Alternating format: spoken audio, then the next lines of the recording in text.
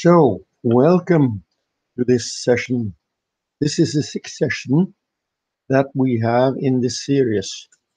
The series consists of all, I called it 8 questions. And the first one is the very most important one, of course, namely, who is going to be your customer? The second is, what is the customer's problem? First, and in relation to the first, what can be your customer value proposition or customer promise? That was a second. And the third one is, of course, how you fulfill the promise.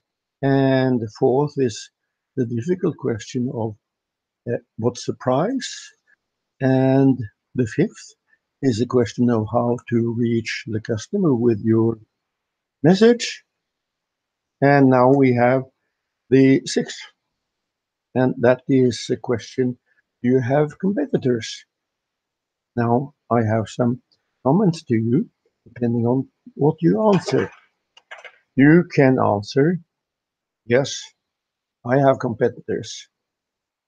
If you say that, then I'll have to ask you, are they too many? Are they too strong?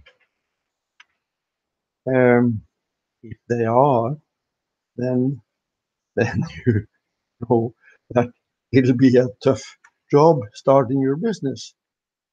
So in that case, you have to really analyze your position relative to your competitors. You can compete on price, but that's not advisable, not from my part. Um, but you can also ask the question, are your competitors extremely profitable?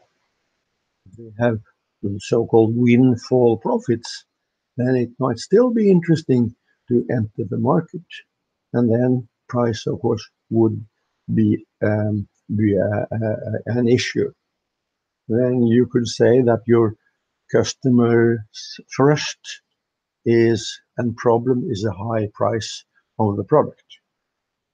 Now, a second answer you might give me when I ask you, do you have competitors, is I don't know.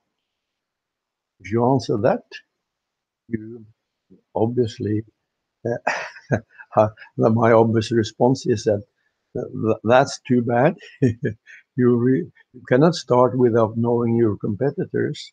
So you'd better get to know the business, and you better get to know the customer. And you cannot be too well knowledgeable about your customer's business, as I've told you in some earlier lectures. But if you don't know, you can also do something that most people don't think of. You could possibly do a patent search.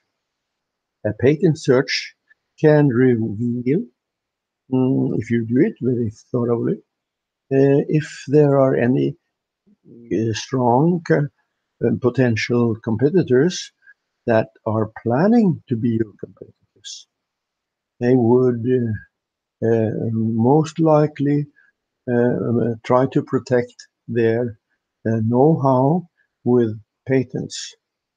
And that you will find that after 18 months after they have submitted a US patent application, it becomes public and you can search for it in, let's say, a database called Free Patents Online. Well, that was covering some comments. If you answer, yes, I have competitors, or if you answer, I don't know. But if you say, I don't have any competitors, and surprisingly, many of the many entrepreneurs I have met have said, I don't really have any competition.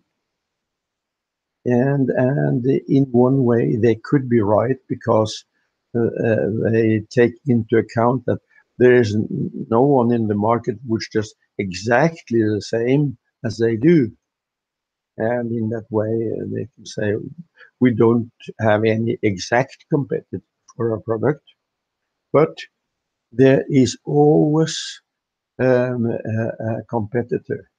If there are no known, if there are not anyone trying to deliver the same product as you, your main competitor may be status quo.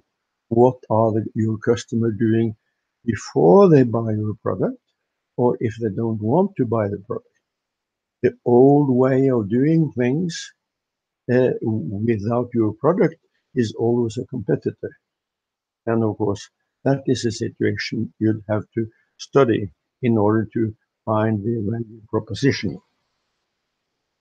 So that was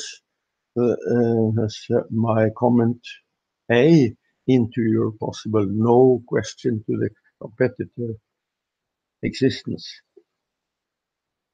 Now another one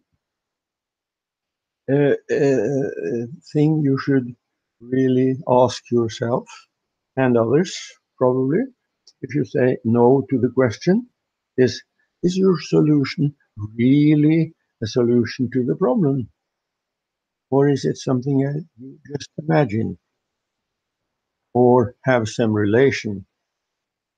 If you are really say you have non-competitors, you must find out uh, a reasonable explanation of why you don't have any competitors.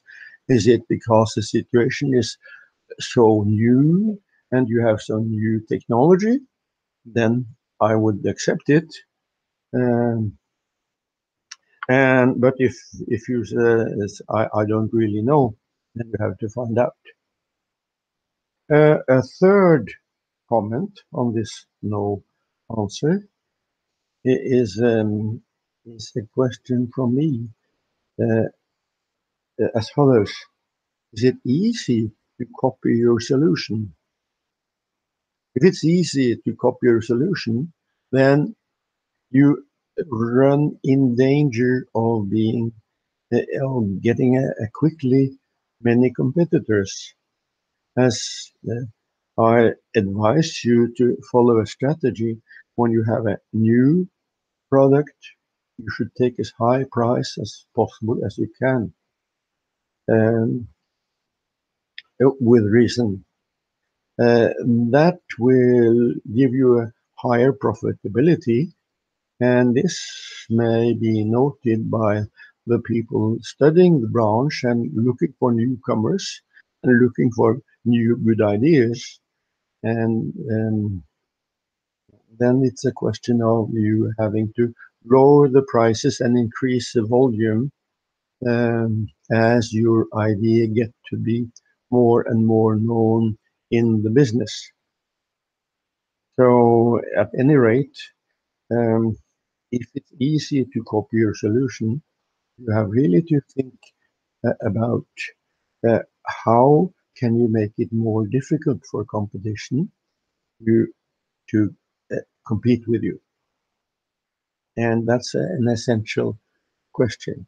And that's one question that not only should be asked at the startup of a company, but should be really be asked yearly, uh, all through the life of a company. How can we make it more difficult for our competitors to copy or do fulfill or give the same value proposition to the customer? One obvious thing is, of course, tying the customer to you as good as you can. Make your customer really dependent on your solution. So the customer runs a very high risk if he tries a newcomer. And also, uh, if you can get into a cooperative situation with your customer in the way that you would buy something in return from him, you could possibly get into a relationship with your customer which really would be advantageous in towards keeping competitors out of the business. Now, if you say no to if you don't have any competitors as you see it, I'd also remind you of the question that if you're a startup and you have limited capital, it's a matter of expanding your product quickly, and you can expand your product distribution more quickly by licensing or by multi-level marketing or or by franchising. There are many ways to earn money on a good idea, um, in addition to making a business yourself. And the last thing, if you say no to the competitor existence question, I think you should really, I advise you to think over the IPR protection uh, strategies that you might use. If your solution is really new, you should consider the following four possibilities. First one, obvious, trying to make a patent of your invention. The second is quite the opposite, that is, make it into an international standard.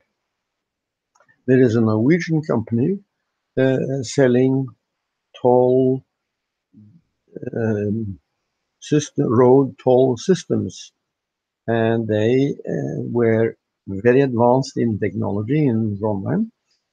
And when they changed their strategy from taking patents to making their solutions into international standards, they experienced a higher number of sales and easier sales work.